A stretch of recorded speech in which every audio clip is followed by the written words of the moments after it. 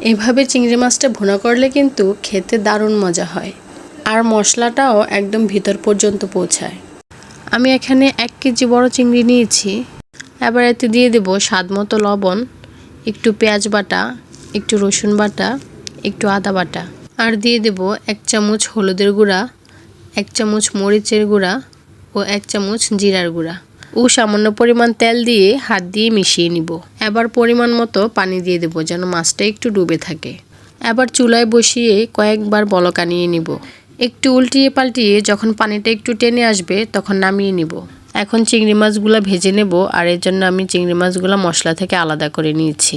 আমি যেহেতু চিংড়ি মাছগুলো মশলা দিয়ে জাল করে নিয়েছি, এজন্য আমি আর এখানে মশলা অ্যাড করব না। এখন আমি চিংড়ি মাছগুলো এপিট ওপিট করে একটু ভেজে নিব। এখন মাছ ভাজার তেলটার মধ্যে দিয়ে দেব পেঁয়াজ কুচি আর 4-5টা কাঁচামরিচ। এখন পেঁয়াজটা একটু ব্রাউন করে ভেজে নেব। তারপর এতে দিয়ে দেব চিংড়ি মাছ জাল করে নেওয়া সেই মশলার পানিটা।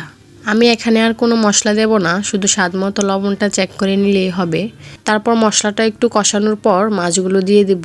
মাছগুলো দেওয়ার পর 2-3 মিনিট নেড়ে চেড়ে একটু কষিয়ে নেব। এবার উপর দিয়ে ধনেপাতা দিয়ে নামিয়ে নেব। রান্না হয়ে গেল মজাদার চিংড়ি মাছ ভুনা। তো আমার রান্নাটা কেমন হয়েছে অবশ্যই কমেন্টে জানাবেন। আরও নতুন নতুন ভিডিও পেতে চ্যানেলটা সাবস্ক্রাইব করে রাখবেন। আল্লাহ হাফেজ।